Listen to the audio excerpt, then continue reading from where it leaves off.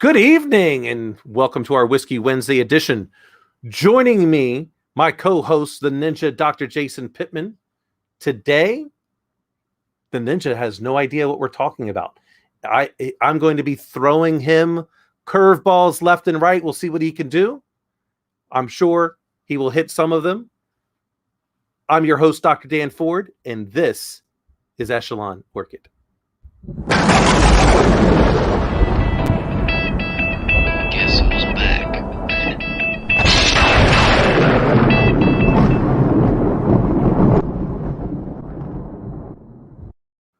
Ninja, what's going on? Shogun, I'm gonna hit some of them. Well, you're only gonna hit some of them, dude. Like, I mean, you're built like a dwarf. Like, you're not meant for baseball. Like, we're not talking powerlifting. We're not talking wrestling or football. You had no idea where some of this stuff is coming up from. Well, to that effect, I was talking to somebody on campus, a student, and they said something about my athletic background, and I said, "Look at me, I'm built like a bowling ball. What do you think I'm good at?" Now, the last time I played baseball, I'll have you know, I had a 1,000 perfect batting average. 1,000 perfect batting average. Well, Yeah, I mean, dude, no, what do you have one time? It was Little League. It was Little League. Well, but it was fast pitch. It wasn't what do you call it? T-ball, where you put the ball on this thing. Got it. All right. So I'm putting this up in the chat for our first topic of conversation. So you'll see it come up here in a second. I saw a little pop-up, but it went away fast. Yeah, I hit the enter button too quickly. So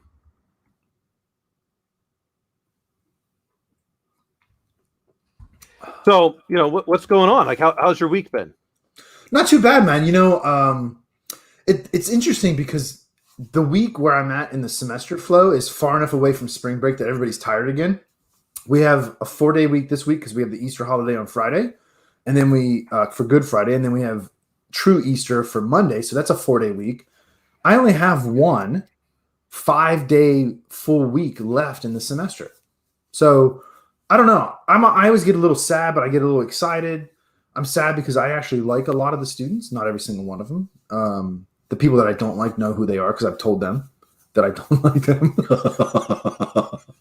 But certainly more than not, I enjoy my time with those individuals at large. And it's always kind of sad to walk away from that. But yeah, other than that, man, kicking ass, taking names, having fun. How about you? Same thing. All right. So I got this stuff in the chat. All right. Okay. You ready? Hit me. Company 1 has $17.8 million in revenue, $7.5 million expenses. Okay. All right. Now your job is to choose which one you would rather be. Okay. Okay. Company 2, revenue of $403,614 and expenses of $4.4 million. Which one do you want to be a part of? Now I will tell you, they are both basically the same industry, but there is a slight difference. Which one would I rather be part of as a member of the company or as an investor? Investor. Oh, okay. See, this is a little twisted because you show me this second one, and the first thing that pops into my mind is that's Hollywood accounting because everything's a write-off. Well, you're not that far off. Yeah, right. I mean, let's admire the game for how it's structured. All right, we'll go back. Company number 1. Oh, now I'm at the optometrist. 1 or 2? Yeah, 1 or 2. Or number 2.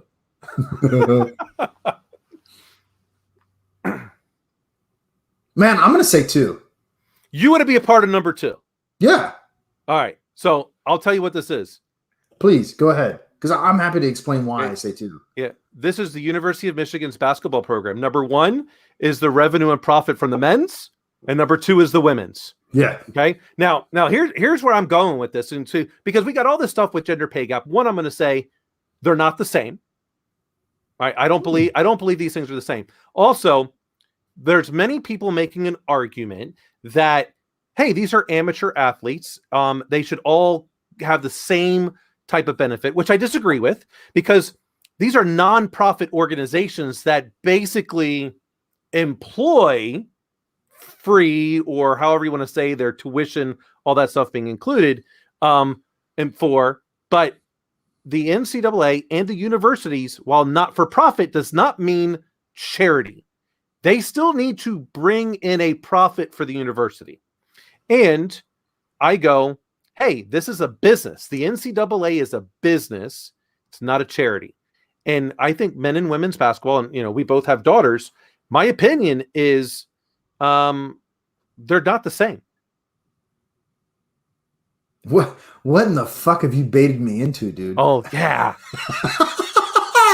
No, here's my real response. I think I'm going to go backwards here. Okay, so I agree. If my daughter came to me and said, hey, Dad, what sport should I pick to play? Because I'm going to pick a sport, and that's what I'm doing. I, in all honesty, probably would not advise basketball. For a variety of reasons. But what would you advise? A great one, soccer. Yeah. I would even go probably not even soccer for me. And this is the other point. Even international, it's like from FIFA's perspective, women's soccer is a huge loss. Yeah. But you know where men and women are pretty comparable? My next guess was going to be, my next piece of advice was tennis. They're closer. Mixed martial arts, UFC. Yep. You are a champion in the UFC, men or women. You're getting those pay-per-view buys. Dude, they are raking it in. Like, they're not making Conor McGregor money just yet, but only Conor McGregor's making Conor McGregor money. But what's her name? Amanda Nunes is killing it. But you're getting beat up. Tennis and golf? Golf was my third. Yeah, absolutely. And I kind of had this debate, and of course, I've did bait you into this. I didn't want you to know. Because I've had this debate because I have a good childhood friend that he coaches high school baseball, and he's like, look, TV revenues and all revenues for all amateur sports in the university should be split amongst all sports equally. I'm like, are you crazy?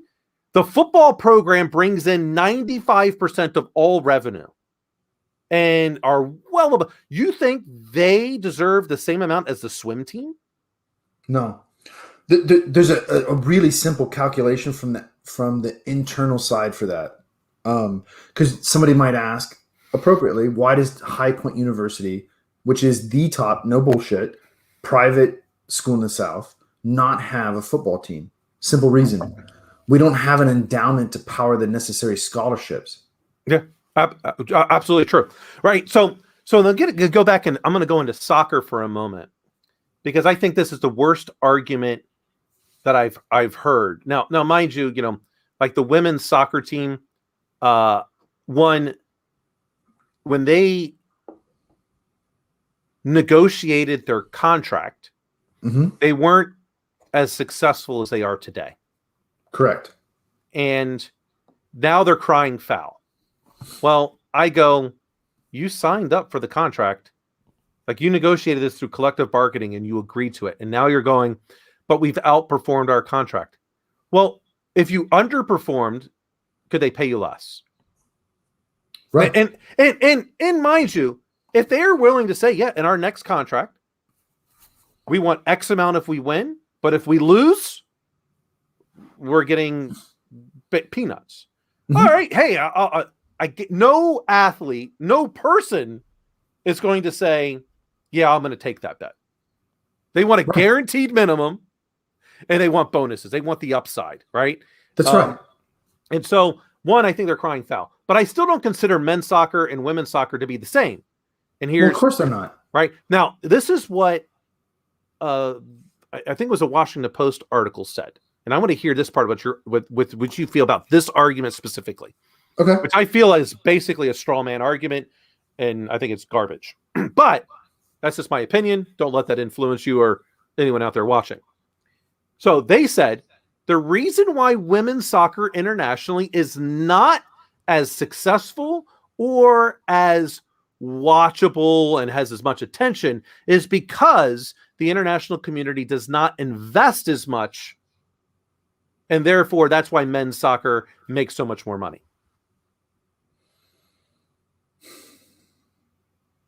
To me, I don't know about you, but the way I grew up, there's a whole lot of ifs in that statement. And when you go, if, I think, especially you being down in the South, if frogs had wings, they wouldn't bump their ass on the ground when they hopped.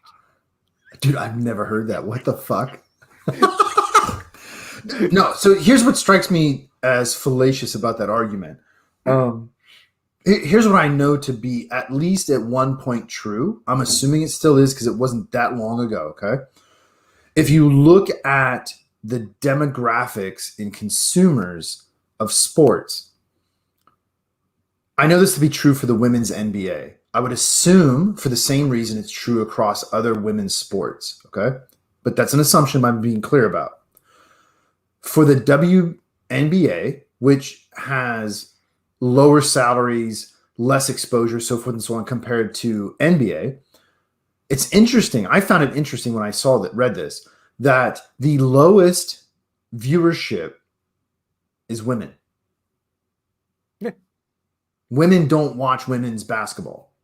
And so that being true, I think about what you just said, and it's the cart before the horse. It's an assumption that's assuming the consequent, right? It's putting the conclusion before the premises, which is invalid. Why would you? And so this goes to the heart of your 1-2. So I say 2 because there's a part of me that wants to be part of the underdog and win because fuck it, I know I can win. If I'm being rational, you're not winning in that particular industry. No, I know. Well, hey, listen, man, it is. But I didn't tell you which the industry was. Like, as far as you know, that could have been Tesla in 2001. It could be Hollywood. That's Hollywood accounting. Yeah, you had no idea. But all I went was revenue expenses, right? I didn't tell you the industry. I didn't tell you. I'm just like, hey, Bart, these are just facts, and it's right? fair. It's an interesting dynamic because the rational non-reptile brain won. It's clearly more stable and it's on the right side of the curve, let's say, right? My irrational reptile brain says, no, pick 2 because it's the underdog and you can win. Okay. That's the explanation for it. Yeah. The women's soccer argument is not sound because why would you invest in something that doesn't have a market? Well, absolutely true, right? I mean, the market has to exist. This is actually the exact problem with hydrogen-powered cars. And you talk about Tesla, right? The reason why we don't have fleets of hydrogen cars and why Tesla yet. Okay, here's the problem. Here is the yet, and this is the problem that Tesla solved, which has made them successful. Is you can't build a car unless you have the infrastructure to power it. And so if you look at something like Honda and Toyota, which are the 2 biggest in the hydrogen, which are killing it though in California, they are doing quite well in California because probably where you were going is that Tesla built the powering infrastructure at the same time. That's right. And Toyota and Honda are doing that same thing. And that's why they're successful right now in California. That's right. Well, because look at it this way. Like my home that I bought off the family is new comparatively, but it's not so new that it has a way to charge a car. So I would have to retrofit this infrastructure to power a car, right? So, but what I was going to say was if you compare like to Iceland has a lot of hydrogen powered vehicles because, well, first of all, it's Reykjavik and volcanoes. That's it. It's super small. And so they were able to say, no, fuck it. We're building the infrastructure to power this because it's important to us as a country. Because it's like the size of Manhattan itself in size, not population.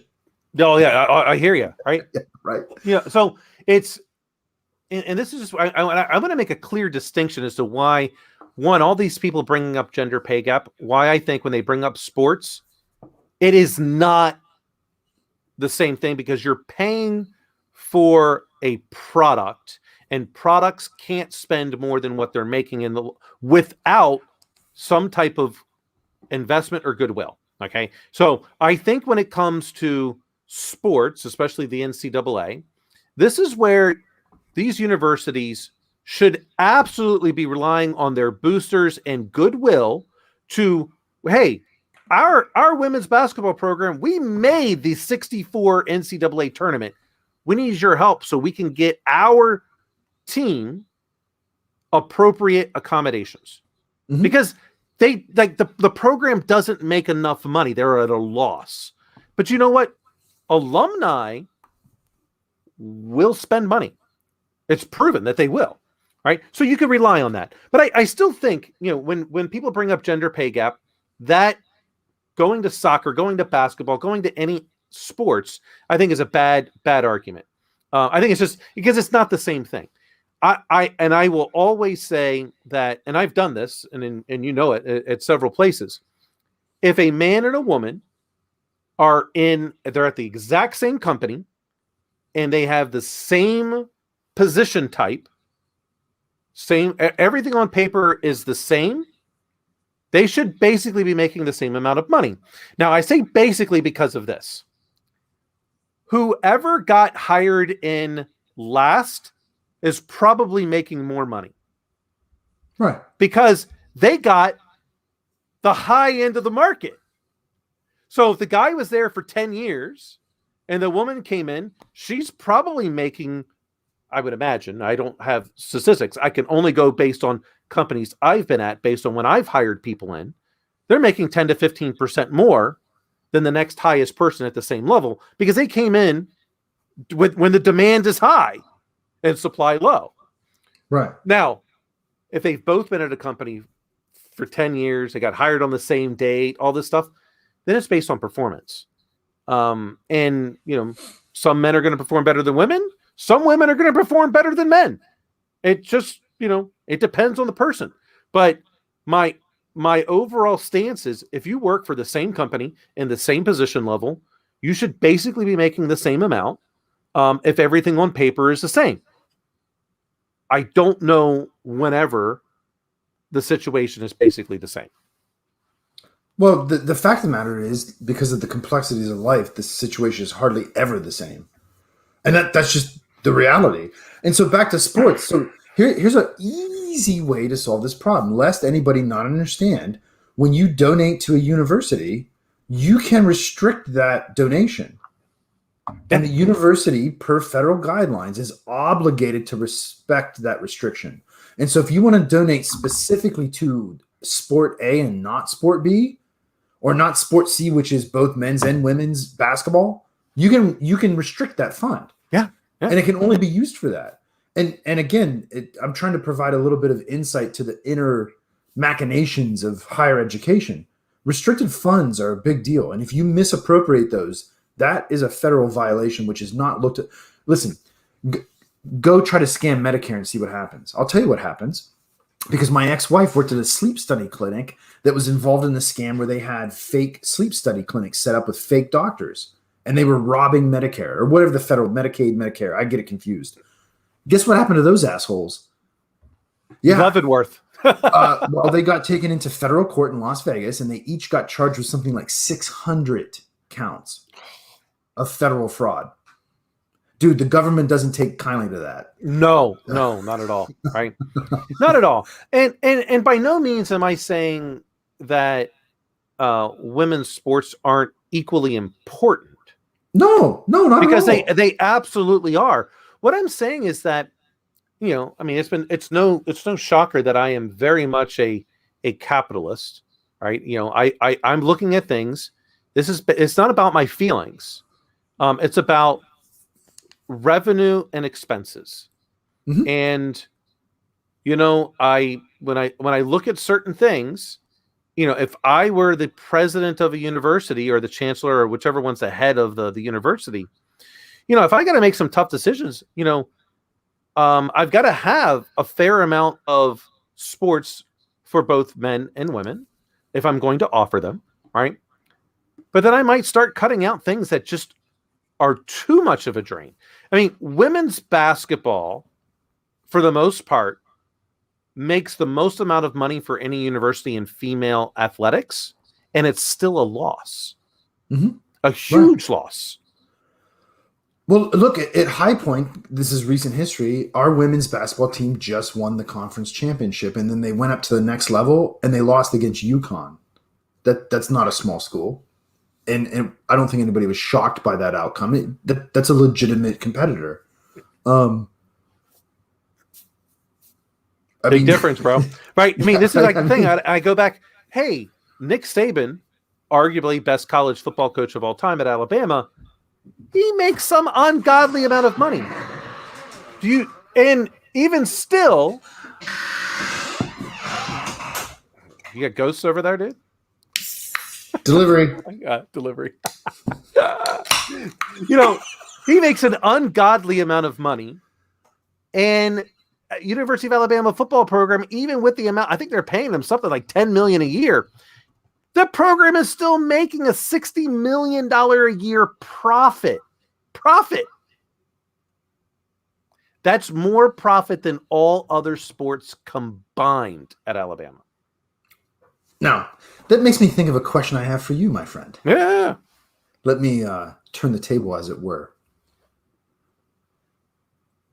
If I have a registered nonprofit, Yep. Can that nonprofit take its revenue and put it into an investment portfolio? Yeah, there's no issues with that. Of course here's not, right? right. So, but here's the thing that people, I think, may not completely understand. Right. So, I work for a credit union. We're a nonprofit. That does not mean we are not allowed that we can operate at a loss. Right. Right. It just means we don't have stockholders. We have members, and those members want a return of what we call, member return on assets. Mhm. They want a return. It's just that we're not beholden to stockholders. We're beholden to members who have, they use our products and services and they want us to be better. It's like a club.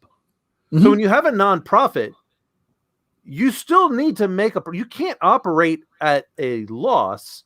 You're just supposed to not be as focused on making every penny as possible. Like there's some benefit that you're providing. Well, you're not necessarily carrying yourself in the black across P&Ls over time.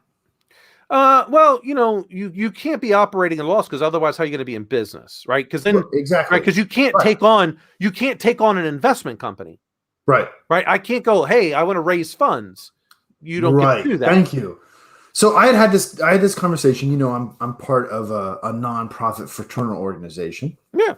We've talked about it from time to time, and this came up in a meeting because just like most groups, we have business to attend to. We have bills to pay, and we had a bit of spare funds that we had already fulfilled our obligations to our charities, and we were having an open discussion per Robert's rules of what to do with this excess money. And my suggestion to the motion was we ought to put it into an investment portfolio and grow that. So when one of us has an issue that the rest of us are obligated to remedy through finances, we're not taking it out of our personal pocket. We can take it off this money market account. And universally, the comment was, well, you can't do that. We're a nonprofit. I'm like, hey, I think you ought to go check the fucking tax guidelines. But hey, what do I know? What do I know? I'm just a doctor. Yeah, I know. Exactly. It's infuriating. So, all right. So this is the part this is where this blows people's mind. Okay. Red Cross is a nonprofit organization. That's right. How much do you think their CEO makes? Yeah, man. It ain't 20K. Well, there is a potential 20K in there. So I just had to quick fact check it real quick. Last reported, that cat, nonprofit organization CEO, $652,000 salary. Yeah, I was gonna say north of 500. Well, and I'm basing that on I have a non-trivial past, which is probably a whole nother podcast with the Salvation Army. Which let's see how much the CEO for that thing makes. Woo! Well, no, you got to look up the general because remember they have ranks like officers. Oh yeah. Go ahead. Salvation Army. Oh, that's not as bad. I like how as a true blood capitalist, you say that's not bad. That's not bad. I mean, all right. So it ain't 20K. No, no, no. I mean, this is like 2015. Mhm. In 2015, I mean, there's probably other ones. The CEO for that, they made 235 grand. All right, so let me fill you in on how that works though. Uh, because they don't pay for their housing, they don't pay for their car. Yeah. Oh, I mean, yeah, probably that's just their salary, right? That's right. So, Thank yeah, you. yeah. Thank you. Let's see. Let's see if I can find. Oh, here. Yeah, the Canadian Red Cross. Fucking socialists. They make like this. This is where people should really get upset. The Canadian Red Cross. That CEO only makes $321,000 a year. Why are they 50% of what the American CEO makes? Because that's in Canadian dollars. The rest is in maple syrup, dude. Oh, that is.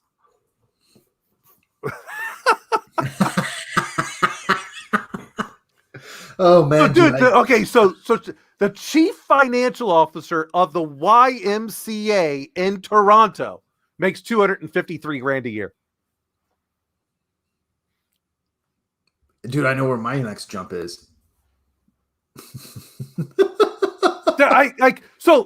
is the thing that people don't understand. A not-for-profit does not mean charity. Yeah, you're not working for free, man. You still got bills to pay, right? Yeah, A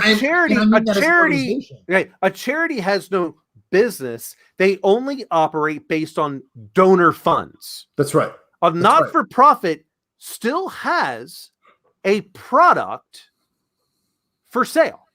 That's right. Like it doesn't break down any simpler than that, and people don't understand. And collegiate sports are a not-for-profit business. Emphasis on business. Now, 100%, I'm 100% for all student athletes, and I'm just going to say, well, students, you should 100% own your likeness. Oh, fuck yeah. Oh, hell yeah, you should. Right? Because if you're going to say to these student athletes, these amateur athletes, that they're not allowed to have a part-time job in the geographic area of which the university is in and all these other kind of rules they probably have, well, then you should allow them to make money off of their own likeness. If they want to create a YouTube channel and people want to subscribe, and they're getting paid because of them, not because of the product necessarily on the field. The universities are already making a shit ton of money. I mean, basketball, just University of Michigan, 17.8 million in revenue. Dude, they're making $10 million a year in profit. Yeah. Okay. You go and take a look at all the publicly traded companies. There's plenty of companies that wish they were making 10 million in profit. That's right. That's right. No, well, you're that's indentured servitude by definition, in my opinion. In all honesty, it really is. Because you're taking these people in that for various reasons may not have other options, and you're predating on them with these full ride scholarships, right? But then you're indenturing them into servitude because you do not allow them the means to fend for themselves outside of that contract. And if they violate it, if they take one fucking penny, we've seen what happens. And I'll tell you where the battleground for this is, interestingly enough, is with WWE. And they've been battling with some of their stars streaming on Twitch and generating revenue, which violates that likeness contract. Yeah. Well, I think there's a difference there. All right. Agreed, but that's an interesting battleground. Sure. And I think there's a huge distinction that I think people should understand. Those are professionals that are able to negotiate their worth for a set period of time, and they have stipulations in there. Now, a amateur athlete that is currently going to school at a university, I don't view those as the same thing. And I know there's an argument that we could say, well, they know what they signed up for. Well, they don't have any bargaining power. That's the issue that I have, in that there is no bargain. It's, look, you can have the scholarship or fuck off. I'll go one step deeper. To be fair, I don't know that this is universally true, but it's true at least in some cases that they're not able to sign that contract themselves because they're not of a legal age, and their parents have to sign as their legal guardians because they're not 18. Well, this is where that one. This is my understanding. So once they turn 18, they have to basically recommit. Is my understanding. Well, you would think that that's something that they worked out the hard way. Yeah. Well, right. But that's also a good point, because you can say, well, you're holding me to a contract, but then and that's a lot of ways and reasons why the universities go, okay, fine. Where the NCAA goes, well, fine, you're terminated and you're banned. Yeah, well, because to be fair, my understanding is this is purely the NCAA, not the university itself. Oh yeah, the university actually is just a pure leech. Let's be honest. They're a pure leech to this. Oh, yeah. The NCAA makes even more money because they get a portion of the television rights, which is where all the moral money is. Now, so this is where I go when it comes to these student athletes. And I really absolutely think they should be able to do this, or at least some variation thereof.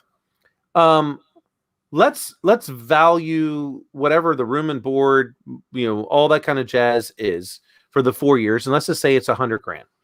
Okay. I think because the student athlete is getting a platform that they would not have otherwise had, should then have a revenue share until their obligation of $100,000, almost in a way as being almost an annuity payment, because the university provided a platform. Because if they suck, no one's going to care about their likeness, and they got their scholarship. If they're right, if they're good, well, the university was able to promote them and should reap some additional benefits as well. And I think I don't know what that is, but let's put it this way: if you are a decent YouTuber, like, dude, they're making $200,000 a year. Yeah, easily, yeah. Right? Yeah. So if you're at a top university and you're the top athlete, you're making a shit ton of money, and the platform was provided by the university. Otherwise, like, no one's going to know who the fuck you are if you're going to some Division III school. There's no television rights. Right. For the most part. Yeah. No, I agree. I totally agree, man. How about this? Here's one for you. Particularly with, let's say, contact sports, the easy examples, football. Should a portion of the revenue be set aside, probably through the NCAA should be handling that, for the inevitable CTE treatment that those people have to endure? See, I'm on the fence with this, dude. I mean, I'll tell you. That's not an obvious answer, and it's not easy. No, I mean, here's the thing. First, we all know you're in high school, you now have at least the reasonable ability to make informed decisions. And if you keep playing football, it's not a matter of if, especially if you're playing a position which is high contact, you're going to have some type of traumatic brain injury. As a matter of fact, you even have it when you're playing soccer. Like, people don't understand the heading of the ball. It's actually worse. Yeah, the heading of the ball is micro, concussions, and the amount of times you keep doing it it builds up. It's some case, depending on which study you want to read, they're worse, they're equal to. In no cases that I've read is less than something like in football. So, I kind of go along the lines of, you could invest in yourself and say, I'm not a 5-star athlete. I'm a 2-star, but I'm still on the team. I might want to take a couple $1,000, try to get my parents to, or something like that, to buy an insurance policy. I don't think the university or the NCAA should be liable for that. If you're a 5-star athlete, no one cares because more than likely you're going pro and then you're going to make enough money. And if you're in the pro sports for long enough, your insurance is covered for life, right? So Right. I go, you're making a bet. That's your choice. You're an adult. Well said. That's exactly at the heart of it. That's the heart of it. The individual's betting, which, hey, listen, man, fuck you. I'm betting on myself. Guaranteed every time. Right? So more power to you, right? At the same time, the fact that the NCAA doesn't have, as an organization, a view of a moral obligation to do that exactly cuts to the heart of why they're not a charity. Yeah, well, they're not. They're absolutely not a charity, right? And I don't think the NCAA should. I mean, it's not like if I now because my supply of product is infinite. Mm-hmm. Now, this is where I get a little bit, wishy-washy in some cases. Basketball, baseball, probably soccer, tennis, golf. You know what? At 18 years old, you can likely compete with some of the top tier, and we've seen it with basketball, though a very small percentage. There is no way, no how, no shape that an 18-year-old high school football player is competing with people in the NFL. Oh, no, dude. No. They will get killed. Yeah. Well, sometimes, like when I was around TK in the office, sometimes I wonder, like, how are we the same species? There's interesting physical differences, right? And so I've been around NFL people. In fact, I don't know what it is about the South, dude, but one of Marsha's cousins who runs the farm next to us is a retired pro NFL player, has multiple Super Bowl rings. I've actually never talked to him one-on-one. She has. I know his first name. I don't know his last name. I don't understand how we're the same species because we're not physically similar, right? It's just a different, for a lot of different reasons, some of which are pharmaceutical. Allegedly. Listen, man. I mean, the guy's never told me because I've never talked to him in person, but I'm making some assumptions, to be fair. I think they're sound assumptions. Let's just say he's not on YouTube saying that what's the term for all the people that are when they're bodybuilding and they don't have any, they call themselves something. I don't remember what it is. But they basically want to call themselves all natural. Oh, natty. Yeah. Natties. That's it. Yeah. He's not natty. He's not natty. I mean, maybe he is now, dude, because he's like 50 years old. But back in the day, I promise you he wasn't because he was a lineman. Yeah. The dude is not small. I see him driving around in the tractor and he doesn't fit in it. Okay? And it ain't because he's Bubba. You dig what I'm saying? And so, yeah, no, there's no way, dude. There's no way. You're just not physically capable of dealing with that. Yeah, you might as well be my 6-year-old trying to wrestle with me. Yeah, it's just not the same thing. Like that 18-year-old, even if they are okay. So LeBron James is a freak of nature, size-wise, speed, all that kind of stuff, right? Mm-hmm. He's just still not Michael Jordan. But with that, even at 18 years old, he didn't play. He wasn't a starter for Cleveland at the time because he couldn't truly compete at 18.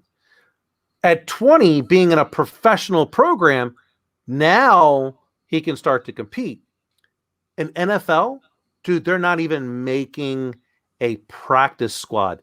The big difference is these people have already gone through 4 years of a high-end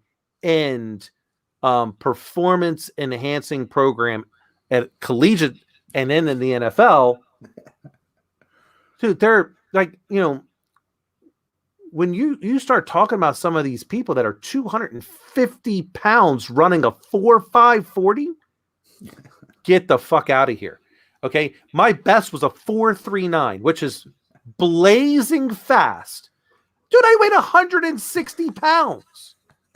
So, but wait, to compound the difference, right? To compound the difference, somebody the other day was asking me, about my background, and they asked me what's the difference, in my view, between teaching like a freshman undergrad, a senior undergrad, and a doctoral student. And here's the difference.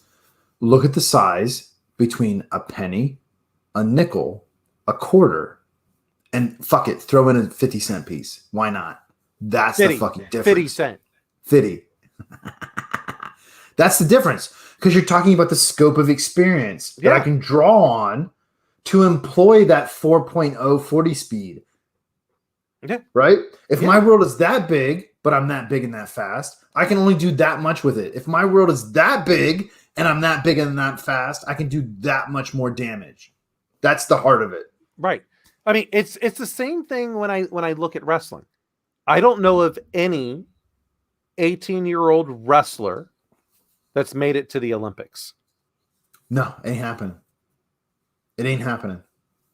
A rare freak, maybe. Some exception, but largely speaking, no. All right, let's put it this way. Okay, even if a rare freak makes it to the Olympics, they're not medaling. You're not beating the Russians. That's fucking guaranteed. Well, now you might, because they can't compete as a Russian. Yeah, they're not competing. But even go boxing. What 18-year-old boxer has medaled? I don't think any. Dude, Mike Tyson didn't even make the Olympic team. Nope. If I remember correctly. I don't think he made he was in those qualifiers, but for some reason I think he lost and didn't make it, because him and Evander Holyfield, that's how they originally met, was through that junior Olympic type thing. That's right. Evander made it, Mike didn't. And Mike went pro. Right. And had great tutelage with Gustamati, all that kind of stuff. But he's arguably one of the greatest heavyweight fighters of all time. The youngest heavyweight champion, man. Ever. That dude was a destroyer of men. Yeah. If you watch what he did to people, that's the freak exception we're talking about. And he couldn't make it. Yeah, he couldn't make it. Floyd Mayweather, arguably, very likely, he's at least, whether you love this guy or hate him, he's on your Mount Rushmore of boxing. He might be the best of all time overall. He's got to be in that top 5 discussion. Easy. Right? Because, the guy didn't lose. The guy won multiple championships and multiple weight classes against champions. Listen, this is the thing you have to understand, and this is the whole conflation of points people make. The best worst thing you can say about Floyd Mayweather is he can't read. That has zero to do with boxing. Well, let me just break this down for you. Let me break this down for you. I got Floyd Mayweather's money. I can pay someone else to fucking read for me. The dude figured out a way to work around it. I kind of respect the hustle, honestly. And I don't know that the dude can't read. Like, I know that there's been... I don't want to say that's necessarily true, but 50 Cent challenged him to read a page of Harry Potter. Well, you gotta pay me for my time, dude. Look, if you want me to do that, then give me some money. Yeah, set up the arena. Maybe Floyd doesn't like Harry Potter. I don't know. Yeah, maybe he's into sci-fi. Yeah, maybe that dude's reading Dune. I don't.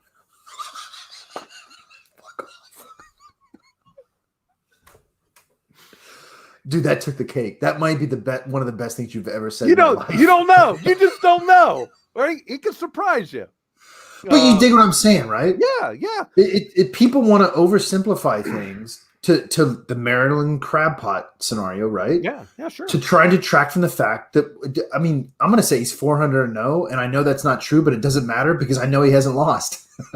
Well, he's 50-0 professionally. Right. Arguably, you're going to say top 5. I'm going to say top 3, easy, of all time. That is no joke. No joke. Yeah, it's hard for me to. I just went because I think Mount Rushmore only has 5 people, right? I think it's 5. Fair enough. All right. Fair enough.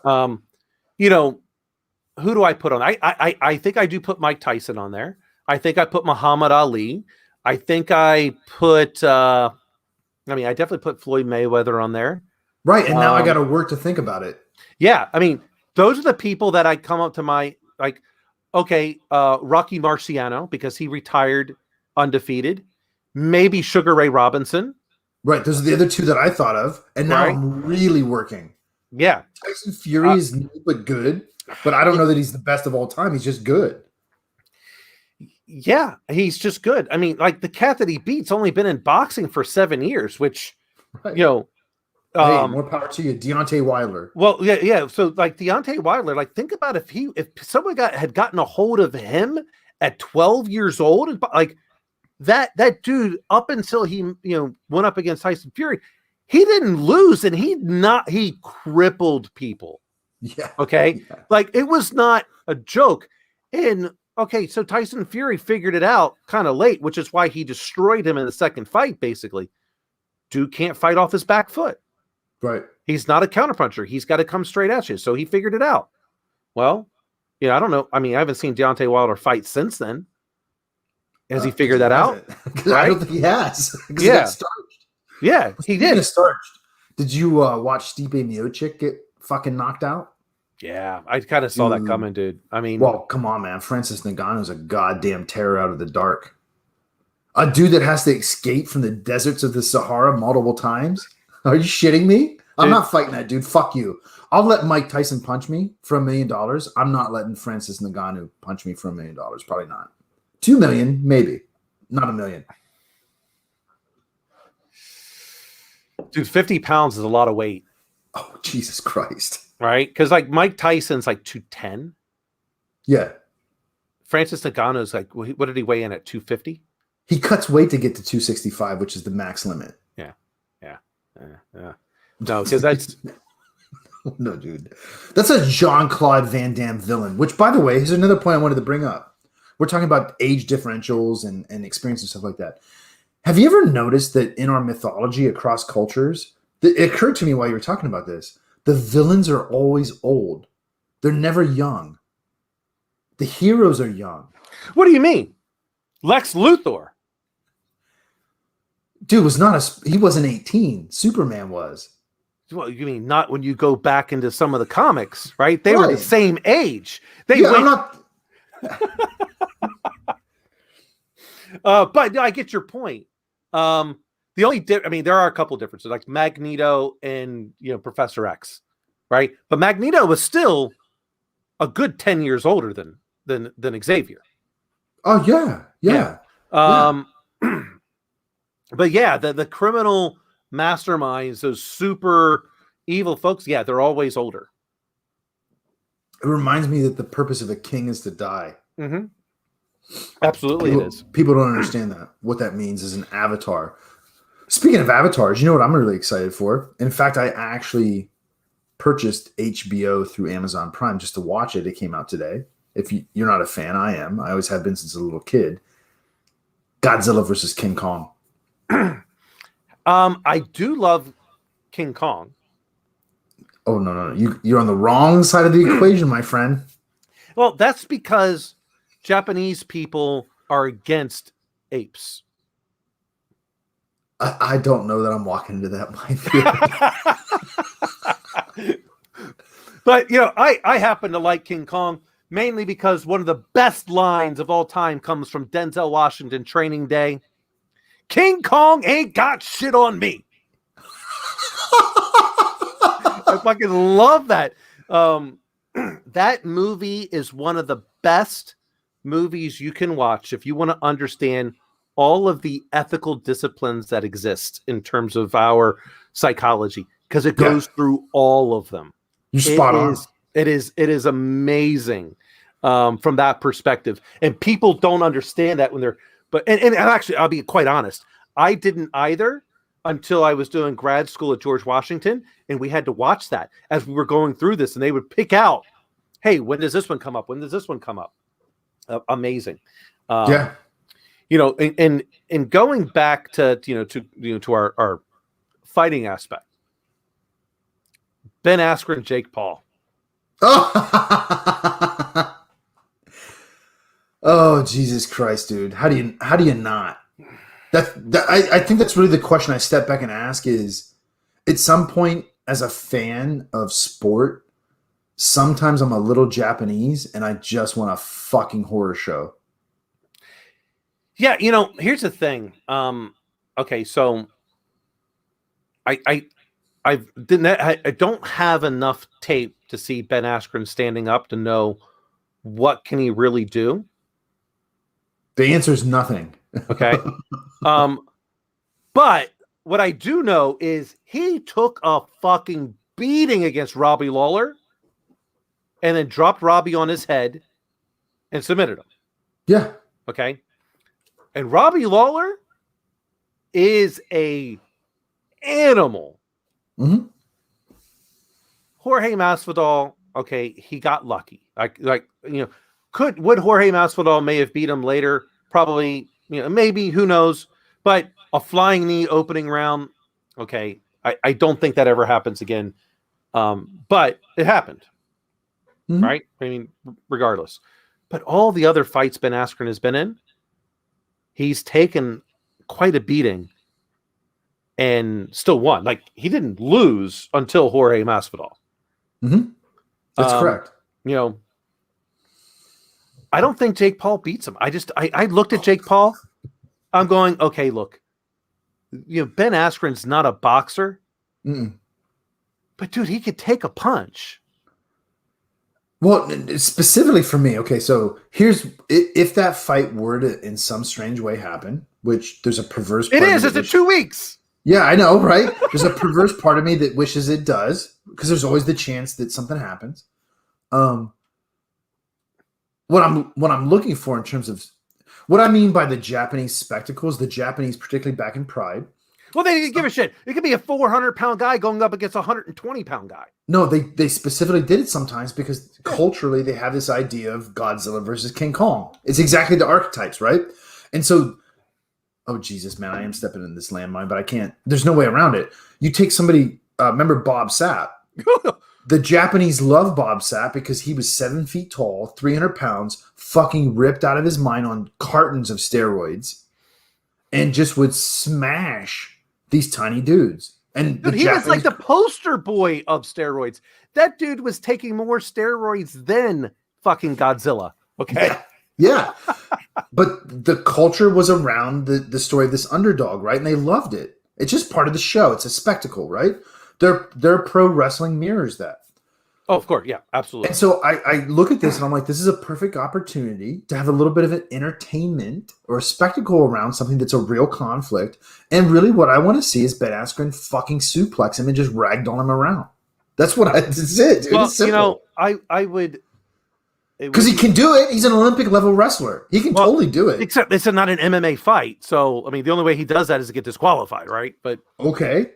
But you still got my pay-per-view dollars. Yeah, I mean, like, pull me off of me. Like, who's going to pull me off, right? Right, you're getting suplex too. Here's one for you. Yeah, but with that, I saw the weigh-in because I had to see it.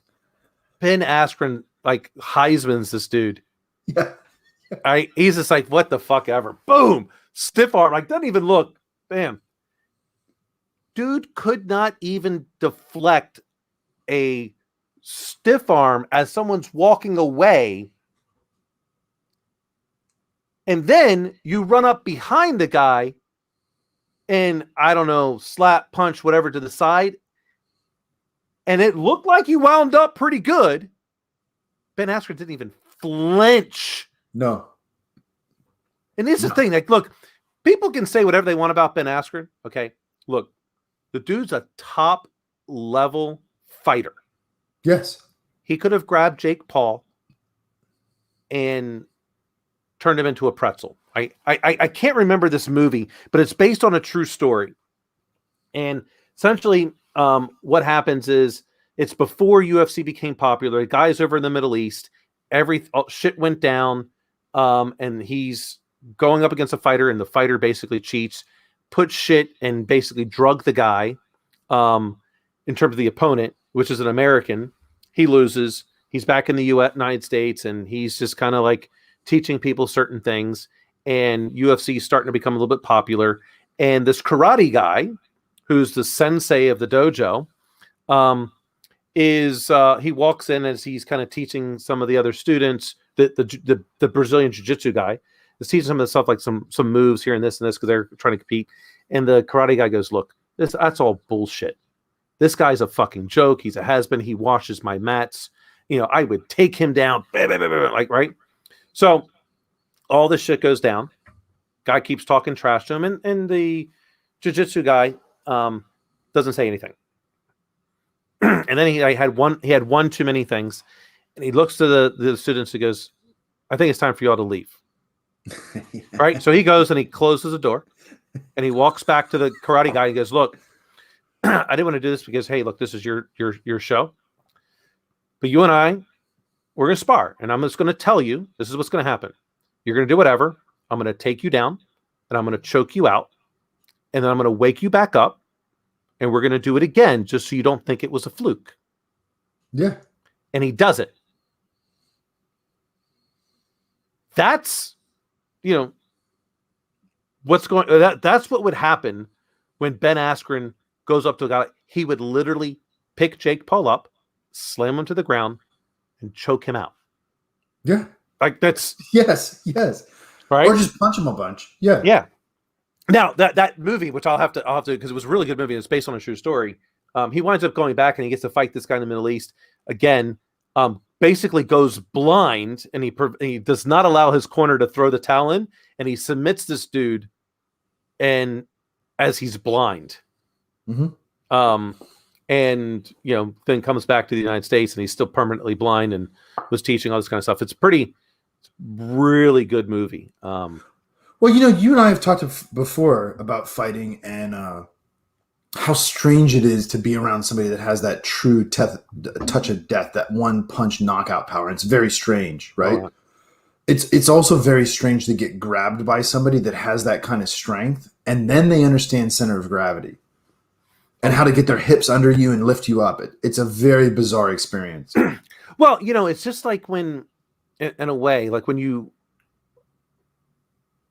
we'll say grapple with people, ground grappling, okay? Mm-hmm. And if you're mounted onto someone, how many times the people who are on their back, they think by lifting their legs up that they're going to get you, that you're never getting, but that's an untrained person does that, you're not doing anything.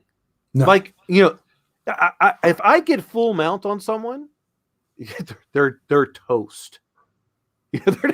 Well, yeah, it's a different thing with when you if they're not trained, they're toast. Like there's plenty of people that are much better than what I am. Like I don't want to. Well, what I was going to say was, like when I was messing around with Ian that one time, right? Yeah. And he made that comment like, "Oh, his core is so strong." No, listen, dude. I know how to put my weight on you. I wrestled. Yeah. I'm going to put my weight on you and make you carry it, and that's going to make you more tired than me. Mm-hmm. That's simple. And when you deal with somebody like Ben Askren or Randy Couture or GSP or anybody that's that caliber, they're going to put their weight on you, and you're not getting up until they decide to let you up, and it's going to make you really tired. And that sucks, man. I've been in fights, just boxing matches, wrestling matches, and when you get tired, it gets really painful really fast. And it's not fun. It's not fun. It's definitely not fun. I've been in those fights, and the interesting thing, and I've been knocked out. That didn't bother me. What bothered me was that person. So almost like what's the Max Holloway?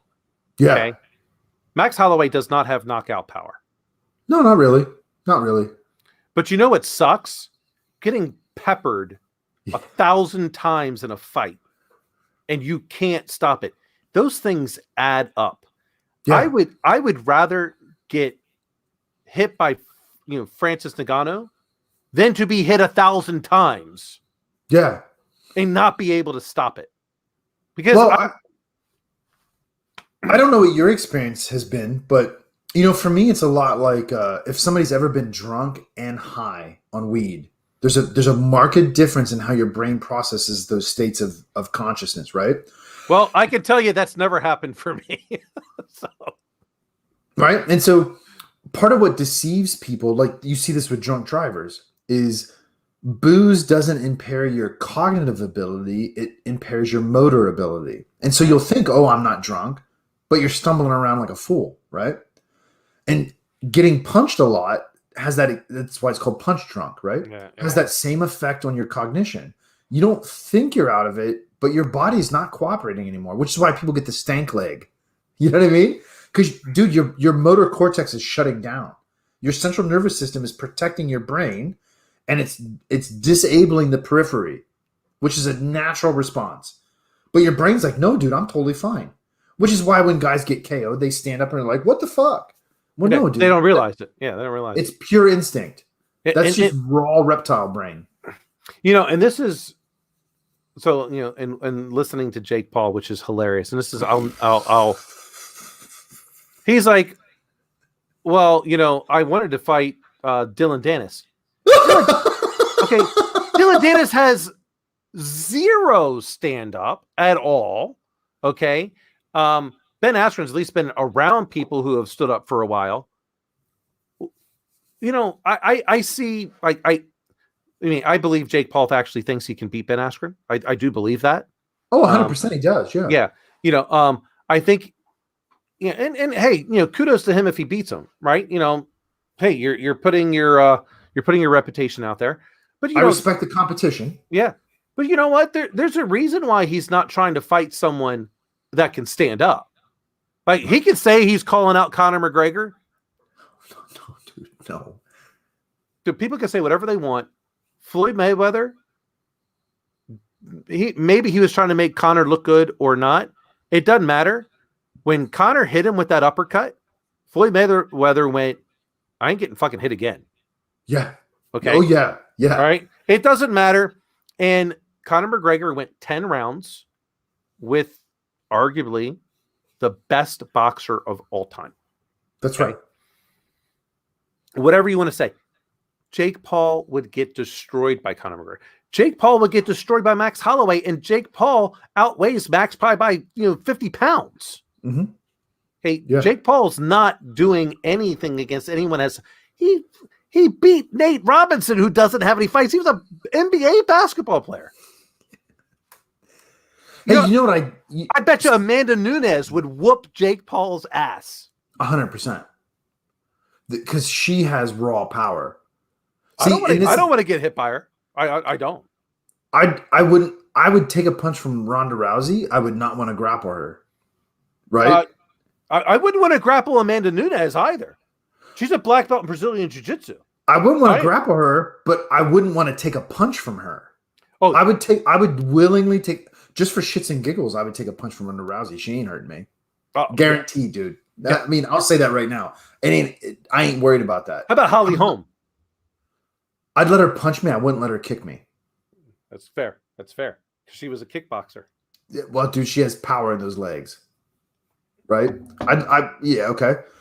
Well, now you get into biomechanical differences, right? There's just a vast difference in upper body kinetics. There's no way to escape that. Yeah. I mean, here's the thing. Like Ronda Rousey, she gets a hold of you. I mean, she can basically take anyone down. Doesn't matter. I 100% have zero issues in believing she takes me down. No problem. Likely would even submit me. I mean, come on. She's a medal winner in judo. Yeah. Punching me? How the fuck do we get to the point of talking about boxing women?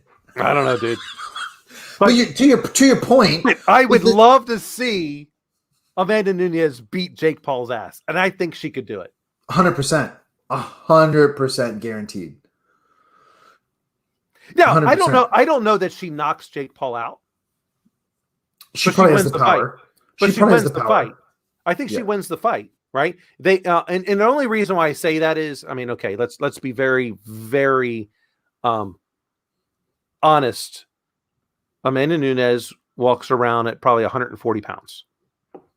Yeah. Jake Paul's walking around at 190. Mm-hmm. And that's the reason why Amanda Nunes doesn't knock him out. I'd probably take that bet. That's the reason. But I think she wins the fight. She's not getting knocked out either because she's going to be able to outmaneuver Jake Paul. Her footwork, her presence, her being able to control distance. Jake Paul does not win that fight. No. If they're in a mixed martial arts fight, Amanda Nunes takes him to the ground in some way, shape, or form, whether she's on her back or somehow gets mount and she submits him. She does not try to stand up with him. And she wins. I think she wins every time. I 100% agree. I don't think I would not take the bet that she loses in any shape or form. I would take the bet that she knocks him out because she has freakish power for a female frame. Whereas, I just don't know that it can overcome 50 pounds. Oh man, because that's a Conor McGregor solution. Dude, Conor McGregor's not knocking someone out 50 pounds higher than him. The wrong person, sure. Well, I mean, okay, yeah, there's always a puncher's chance, right? Well, yeah. But my point is even to McGregor's statements that precision and speed beat certain things, right? And because that differential between her capability as a boxer and Jake Paul's, or really anybody of that level or below, like I'm not confident that I could avoid it. I'm not confident, right? Ronda Rousey, because she doesn't possess that level of. No, her stand-up is horrible. Her stand-up is horrible. Yeah, it's horrendous, man. Her head movement's just disastrously bad. What head movement? Exactly. Thank you. Right? There's none. Like I would literally, if I was Ronda Rousey after I just got beat, I would have gone back and I would have fucked up Edgar. I'd have choked him out like, this is what you got me into? Right. You should listen to your mom, Rhonda. I did see a little clip of her recently in the WWE, and she looked fucking good, man. To be honest with you, I think she's in a good spot, dude. I mean, yeah, good for her. I think if there was a role model I'd like my little girl to look up to, I would still be pointing to Ronda Rousey or Rose Namajunas, right? Or Amanda, or Amanda Nunes. Like, I mean, those are some top quality people, right? Yeah. And the reason why I point out Ronda Rousey, I mean, I read her biography, which was really good. That girl went through hell. Oh, listen, man, you can't write off what she experienced with her dad, right? I mean, that's not easily hand waved away. I mean, not just that, like even the arguments with her mom, she was on her own at like 15 years old. The amount of abuse she went under and all the different things, like she didn't even talk until she was like 4 years old. She had some speech impediment that that prevented her from like everything that was against her, or she could think to be against, was against her, and she still made it to what I think she got bronze in the Olympics. She medaled, yeah, I think it was bronze. The first, in the Olympics, U.S. Women medaler. That's not a small achievement. No, like everything against her, and she did it, right? Oh, you can. I think if you're a compassionate, reasonable human being, you can completely understand her career trajectory. Oh yeah, and then and still, she should have listened to her mom. Her coach sucked. And that's I wonder. So, dude, I honestly don't know if Conor McGregor's made like another $200 million from Proper 12, right? Yep. Dude, I don't think I'm fighting ever again. I don't think I would have that motivation. I'm like, all right, I've already done it. Why would I don't think I would have it in me to get up and train and do what's necessary when I've got arguably $300 million in the bank. With 3 kids. There's so many other things that I can do to make that, to continue my name out there and just go, hey, I was the first active 2-time champion in the UFC. Yeah. No, you better bring something a little more exciting. I just don't know that I could. I can see, like, look, Dustin Poirier is not an easy fight at that weight. And I've told you before, I don't think Connor's great at the 155. I don't feel good about his. I don't think overall his power is as impressive as what it was at 145. Agreed. The huge differential for me is how long he takes in between fights. Mm-hmm. You've seen this time and time again. You cannot, especially now, stay out of the game for 12, 16, 18 months. He is absolutely right. He needs to fight at least 3 times. He has to. Yep. 100%. I don't know that he beats Dustin in July. I don't think. I wouldn't bet on it. I would bet on Dustin. I mean, here's the thing. King. Real quick. Go ahead. You and I both know, even from our tech careers, which have really no corollary to fighting except for this, momentum. Yeah. Momentum. And Dustin has the positive momentum. Connor has the negative momentum. Yeah, I would not have taken that. Like, from Connor's perspective, I don't take that fight. I don't take it. No, I know. Go fight some scrubs. Well, I mean, I would go fight Nate Diaz at 155. Yeah, fuck it. Why not, man? I mean, because at that point, you could argue in any case, what do you really have to lose? Because you've already lost, right? Shit, out of the two, I might fight Dustin, not Nate, because at least Nate, I won the last one. You're right. Well, the reason why, but see, they're split at 170, right? And Connor fought Cowboy at 170, which was a bad move on Connor's part. I honestly think so. He should have tried doing it down at 155 to see what could really happen.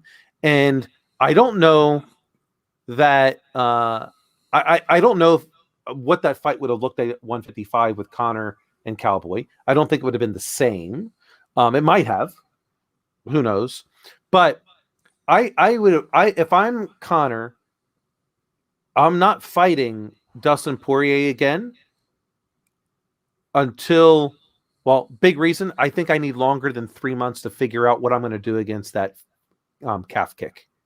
Yeah, well, you need a couple Dustin Seaver fights, scrubs, that you can get tuned up for. Right. And I'm not fighting Justin Gaethje either, because Justin Gaethje's leg kicks are even more impressive than Dustin Poirier's. I'm not going near that guy either. No way.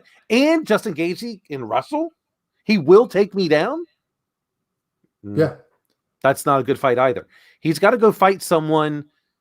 And what's his name? Charles Olivier? Not doing that either. Nope. Brazilian Jiu-Jitsu black belt. Nope. I don't. If I'm Connor or I'm Connor's coach, I think my advice would be, I don't think you should take somebody out of the top 5. If I'm Connor's coach, I'm going, go back down to 145 and fight Max Holloway, because he's not going to take you down. That's true. And he's not going to knock you out. Yeah, but then the problem is it was already hard to make 145. That was, dude, how long ago was that? Think about that. How long ago was that? I think he could do it. I think that's easier for him. That's what I would do. I mean, that's what I would do. It was easy when he didn't have a couple of $100 million in the bank.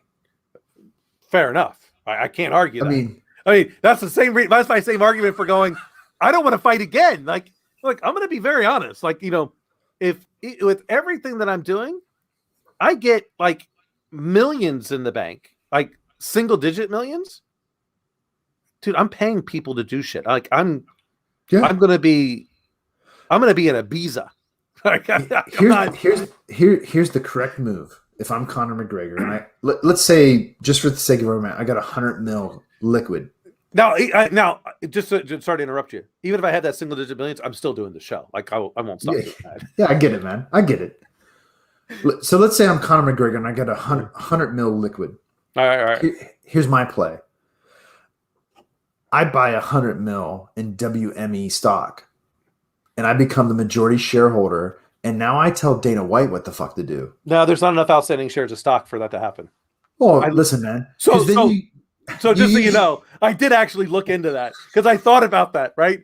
There's not enough outstanding shares in order to give Conor even, a true minority stake. See, but this is when you got to go schmooze with Hollywood and start hanging out with fucking Ben Affleck. and be like, "Hey, listen, man." Maybe not Ben Affleck because that dude can't do anything. Well, what he can do is hold WME. Him and Marky Mark. Well, Marky Mark is the better person you need to go after because at least that dude makes some good movies. Ben Affleck does not. Wait. What? Dude, are you kidding me? Like Reindeer Games, that's the fucking garbage. At least his Batman was on point. No, his Batman sucked ass. What do you? He's the only person to ruin 3 superheroes. I'll give you 2. I don't know about 3. Yeah, Elektra, because he married Jennifer Garner, so he ruined her too.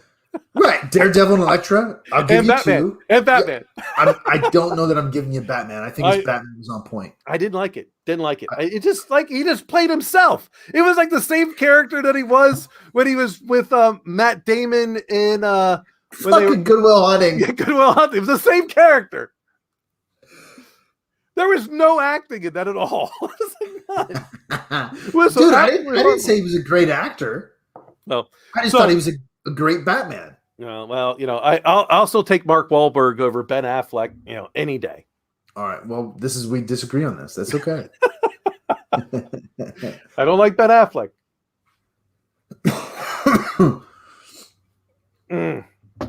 But with all that, Conor McGregor, if I have that kind of cash, dude, I'm not fighting again. I'm just not. Yeah, man. That's a... And here's the big reason why. I've got 3 kids now. Look, he's 32. Somewhere around there. Okay. How many more hits to the head can I take? Well, because now the damage is starting to accumulate. Early on, maybe not, but now it definitely is. Yeah. At 28, big difference between 28 and 32. Yep. Okay. 32, I've taken a bunch of hits now. I did get kind of fucked up against Nate Diaz in one of those fights. I still got fucking hit by Floyd Mayweather a bunch of times. I got hit by Nurmagomedov a bunch of times on the ground. That does not, and then Dustin Poirier knocks me out. Dude, I'm not fighting again. It's like, nope, no thank you, no hand, no. I'm opening a gym. I'm getting the best trainers. I'm getting some of the best Brazilian jiu-jitsu guys, some stand-up guys. I'm creating my Conor McGregor type martial art. Like, I do kind of like John Jones look-see-do. That's what he calls it. That's what he calls his mixed martial arts look-see-do. Hey, I just look at it, I see it, and then I just do it. I want to see John Jones fight Francis Ngannou. I think John Jones wins. No. Fuck no. I think he does. I think he does because he's not. I'll take that bet. I think John Jones, his jiu-jitsu is legit. I don't think he's not. And now, if he stands, he gets toast. Like, no, it's just way too much probability that I'm going to look. Like, you can't block that punch. Not like, okay, dude, that is a demon coming out of the shadow realm. Look, John Jones. Let's say he's at 230. Mm-hmm. He didn't cut to 230. No. Francis, as we've talked about, he cut to make the 265 weight. Mm-hmm. A block is not a block. Nope. But people don't understand. Even if I'm still taking a blow. Mm-hmm. I don't want to. I don't want that against Francis Ngannou. Like, if I'm John Jones, I've got to. I better be able to figure out how to drag him to the ground and negate that. And if he can't do that, and I think he can, I think John Jones can. I don't know if he can keep him down.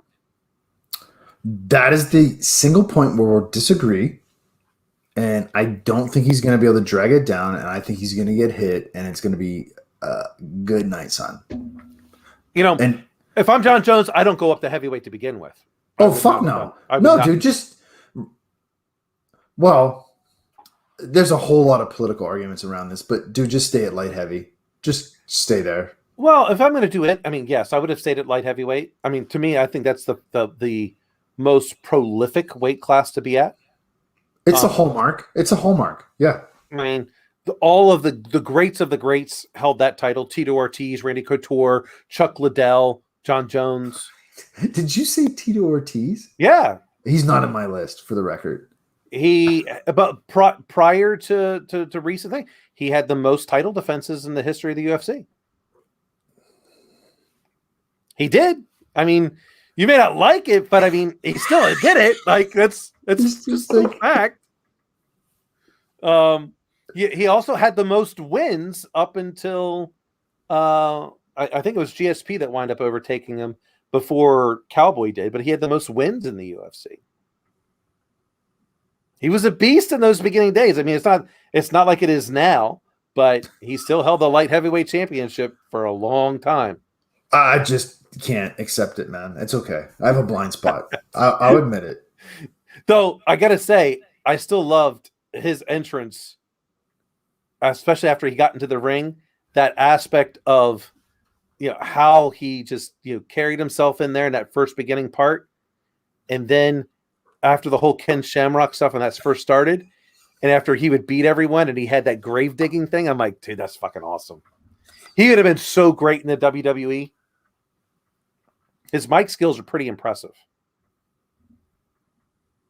I think he can cut a promo. I don't think he can make it through a promo. I definitely think he could, and he would definitely have been better than Ken Shamrock. That we will agree on. But you're comparing a meathead to the meatiest of heads. Well, hey man, at least it's still in the meatheads, right? Yeah, but, sure. So if I'm John Jones, I stay at light heavyweight, and I would have fucked up. Dude, what's his name? Stylebender. I'd have lit him up like a Christmas tree. Stylebender, like, look, Daniel Cormier, Daniel Cormier is no joke. Okay, Daniel Cormier basically only lost to John Jones. Yeah, 100%. Okay, Daniel Cormier, top-notch wrestler, top-notch fighter, 100% gentleman. Like, here's the thing, and I've got a whole new respect for Daniel Cormier. Okay, because what's going on right now in the news with like John Jones and Dana White, Daniel Cormier is like, I mean, he defended John Jones. Like, here's his rival, and he's like, look, come on, John Jones, he's not scared of Francis Ngannou, but he knows the risks, and he wants to be paid for the risk. And fair play. Yeah. So, I've got a tremendous more amount of respect for Daniel Cormier now that he's been in that broadcast booth and trying to be a journalist. Mm-hmm. I'm wondering how much longer Joe Rogan's going to actually be a part of the UFC, because Daniel Cormier looks to be taking more and more of those spots. Well, there's a tremendous amount of controversy around Rogan's move to Texas and Spotify off of YouTube. Oh yeah, of course. I think it's great. Joe Rogan doesn't need the UFC anymore. By far, no. And not that I think the UFC necessarily needs Joe Rogan. But he's pretty iconic as that voice, right? But you're correct, and over time he's done less and less. Well, I mean, because of COVID, he's like, look, I'm not traveling to those places. It's too much of a risk to me, and I'm just not doing it. If it's in Vegas, I'll go to Vegas. If it's in Florida, I'll go to Florida. But I'm not traveling to Fight Island. Like, okay. Well, and hey, fair play, man. I don't know that I'm going to fucking Abu Dhabi either.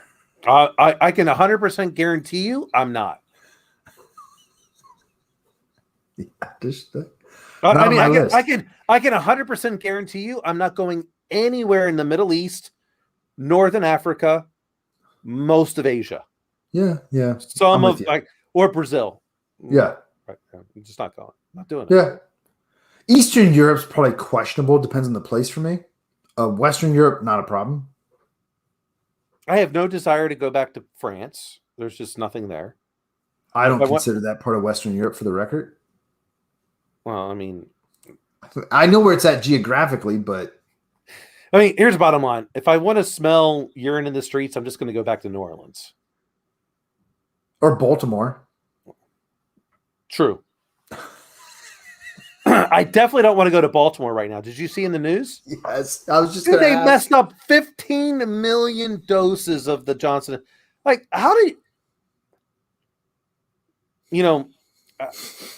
I think it's like Baltimore's nickname is like they want to say it's Charm City. It's not. I think that STD that they're really known for is getting to the brains of all those people that they can't follow a formula to make something, regardless if you want to think the vaccine is valid or not, or COVID-19 is valid or not. They couldn't, which for the record, I think is valid for both, right? That is the big thing. They couldn't follow a procedure. Dude, that's 15 million doses. Now, granted, Johnson & Johnson has other areas that are doing this. Dude, that's 15 million people that will remain at risk. I don't know how long it takes to make the vaccine. Well, I mean, right. It's subject to factors. Dude, that's just bad. So like I have zero desire to go to Baltimore. I got zero desire to go to France. I do like New Orleans, but but Paris, I fucking hate Paris, dude. Not a fan. There's nothing good in Paris except the Louvre, and once you've gone there once, you don't need to go back. Dude, I can take a VR tour. Fuck it. Yeah, I can watch a Dan Brown movie. Well, sure, you could. Fair enough, but there is something to be said to travel there, have that ambiance, blah Fair. blah blah. Yeah, and, sure. and to be completely underwhelmed by the Mona Lisa. I don't know anyone that's looked at the Mona Lisa and been like, "Wow, that was so inspiring." No, every person I've ever met that has said they've been to the Louvre and saw the Mona Lisa has been, I thought it was going to be more, including myself. I was not impressed by it at all. I'm like, what? Like, seriously? It's like this big. Like, it's not a big painting or anything magnificent. I mean, it's not the 16 chapels or... Well, and it's not like you're standing there looking at it by yourself. There's a 100,000 other assholes standing there with their iPads trying to take pictures in front of you. I mean, right, from 50 feet away, dude. Right? Yeah, they've got a barricade that's 50 feet away, and you're looking at this picture like that's basically the size of my logo back here, right? That's the size of the Mona Lisa, and you're going, I'm 50 feet away, like you need your camera so you can zoom in. Right? It's that bad. Yeah. No thanks, dude. No thanks. Yeah, it's just not what I've got on my list for again, the missus wants to, I want to go to Paris. I'm like, oh, really? I'm like, okay, fine, we can go. But no. You want a good experience? Geneva. Mrs. Ford? No. Here's the perfect experience. All right, we got. This will put you in your place in the universe. Go to Trinity College in Dublin, Ireland, and look at the Book of Kells. Actually, so what's really on that note, right? So, you were here, we did that 23andMe, right? And I was constantly like, she's like, oh, I'm Scottish. And I'm like, no, you're not. No, I am. Look, let me explain this to you. There's this thing called prima nocter, and my English brethren, we bred the Scottish out of you. Okay? Oh, Jesus Christ. 23andMe comes back. 23andMe comes back. 0 Scottish, Irish, and English. Yeah, go wonder. I'm like, so what did I do for her birthday? I bought her I don't know how true it is, whatever, it's fun, but a 1 square foot plot of land in Scotland so she can be a Scottish nobility. And I said, as true tradition of us English lords, I had to buy your nobility. Dude, the next time I'm there, I'm gonna call her Catherine. No, she's like, you don't understand. Like, my entire family thought this. So she had like her half siblings that came from that side, and the cousins. They all went and got 23andMe as well. None of them came back with Scottish. None of them. They're like, I'm like, your entire family was a lie. Yeah, they probably have more African and Ashkenazi Jew blood than they do fucking Scottish, man. Because that's inexcusable because of the base DNA. Yeah. In case anybody misunderstand what I'm saying. Yeah. Right, but that's the hilarious point in all of this. In that, like, so think about that lie. And she goes, I don't understand. I'm like, oh, well, I said there's an easy explanation for this. well, what's that? It's like, well, either it's true what I'm saying, which in reality, it can't be true that it's just pure, prima nocta, right? Because you would still have eventually some Scottish, right? The more likely scenario is your family was a criminal in Ireland, fled to Scotland, and then from Scotland made your way to Canada, and then from Canada to the United States, because that's the more, and they kept themselves in that group of, hey, we're Scottish, even though they're Irish, and they kept themselves there, and that's why you have Irish and English DNA and not Scottish. I mean, that's reality, which is, well, what was your real family last name? It's not the one that you've got in terms of your family history. So what did they change it to, or change it from? Or now, have it changed through Ellis Island just because some dude didn't want to write down whatever. Well, in this case, it's not that. I mean, it's a Mick. Yeah, but you dig what I'm saying, right? Yeah. But my guess is based on like the person who has these family journals.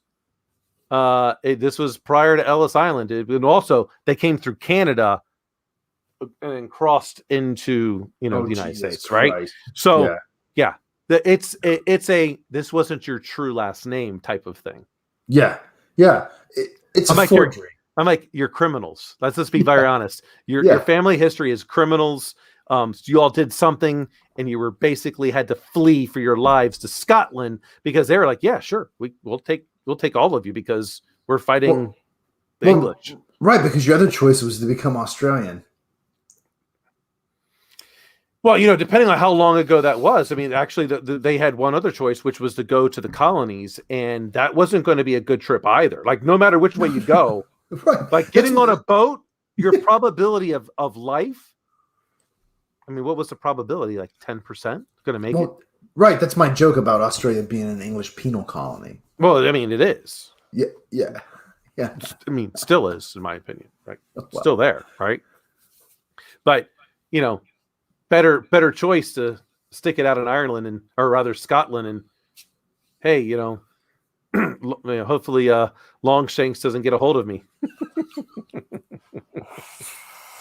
All right, my friend. So you got an early class tomorrow morning? I haven't canceled it yet. Well, yeah, I do, man. All right. Yeah, I do. Well, I know we're a little bit over tonight. I was a little bit late. No worries. It's always a pleasure. My friend, it's always good. I know you're not here next week, which too bad, because next week is actually when I had our guest speaker talking about the aspect of a what do you call it? It's a career. Well, it's a path, right? Yeah. I mean, it's a path, but he called what is he? Craft. Yeah. Yes. Like everything should be craftsmanship and what the history of that is. So it'll be an interesting conversation for those out there. It's quite an interesting topic. But to the Mrs. Pittman, a happy birthday. I'm sure you all will do something good. Yes. All right, my friends. Have a great rest of your week, and we'll talk soon. Cheers everyone. Thank you again. Take care. Bye.